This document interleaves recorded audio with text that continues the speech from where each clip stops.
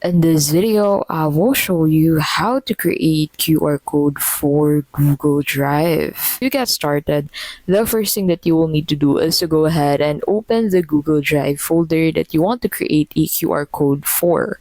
So in here, simply click on the three dots at the right side of that specific folder, and then you'll be able to find this share option. So click on that, and then on the right side you'll find this copy link option. So click on that, and then go ahead and select the QR code generator that you want to use. So for me, I will use Adobe Express. So in Adobe Express, I'll simply search for QR code, since they have this built-in QR code generator on the website. So simply search for QR code, and on the suggestions, you'll find this generate QR code functionality. So this will pop on your screen. So simply paste the Google Drive link into this section, and then Adobe Express will immediately generate a unique QR code for this specific URL. So you can simply select the color,